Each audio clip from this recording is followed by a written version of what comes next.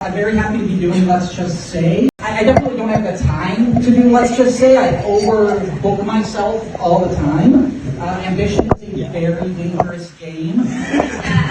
Is there anyone here who accomplished absolutely nothing this week? What did you not accomplish? What were you supposed to do?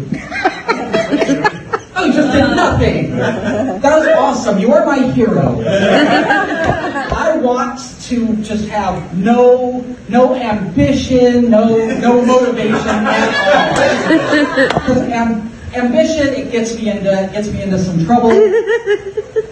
So yeah, ambition, it ends up looking a lot different once you hit 40.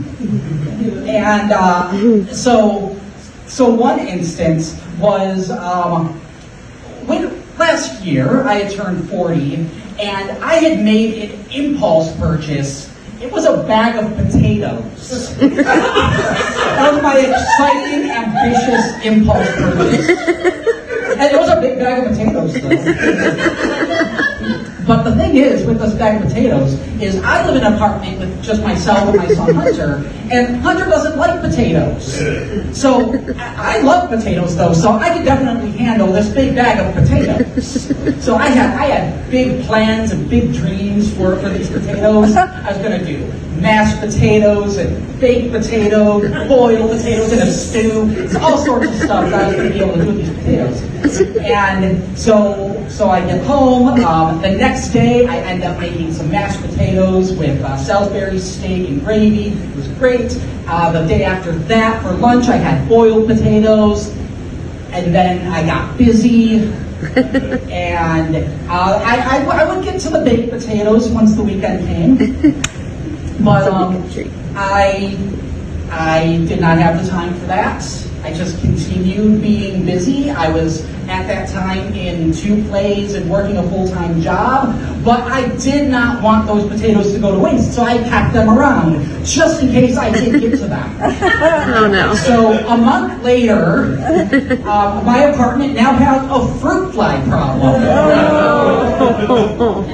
And it took me another week to figure out that it was from the potatoes. Because potatoes aren't a fruit.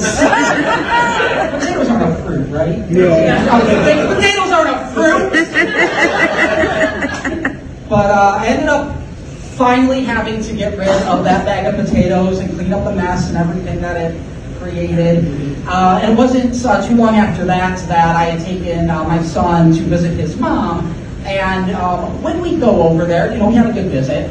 And I would always be given food that was about to go bad. So, make sure I could eat it. So she ended up offering me, saying, "Hey, I have this bag of potatoes. No. And no way I had learned my lesson. I references. I did not make a mistake again. It has only been I have not made that mistake again. It has only been instant potatoes in my home since that point.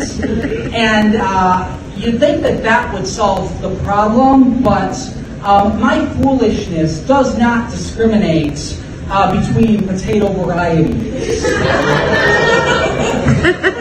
So, several years earlier, I had been making a chicken dinner and had some instant potatoes with it, some green beans. So the chicken was very moist and great. The green beans were green beans. So the instant potatoes, I just had to add the flakes to the water, did that, and then I just needed a cup of milk. And so I went to the fridge and I just needed a cup of milk. Just 1 cup was all I needed, and it wasn't there. So I am a problem solver. There was a solution here. And so I'm looking around thinking, okay, what can I do? I cannot let my family go without these potatoes. I don't want to ruin dinner. People are hungry and they're counting on this. So I look in the fridge and think, okay, what could replace the milk? coffee creamer can replace the milk. I knew that's where that was going. Substitute that people use all the time. No.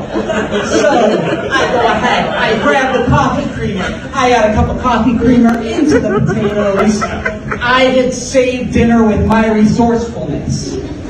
However, at that time, my ex-wife was trying a variety of coffee creamer flavors. Oh, So the coffee creamer that we had was the Coffee Mate Snickers flavored creamer.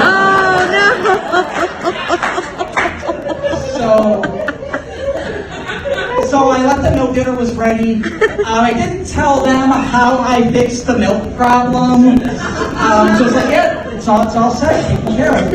And my ex-wife went to go take a bite of her potatoes, immediately leapt off, ran to the sink, spitting them out, asking, what on earth did you do to these potatoes?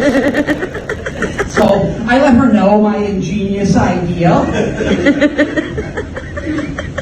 And she had a different thoughts, a lot of different thoughts about how that should have gone. And what's funny is last night I was telling my daughter that I was going to be telling that story today, and she said that her mom still tells that story. However, I'm sure the perspective that it's given of her foolish ex-husband, it's a little different than how I would probably told it. Thank you.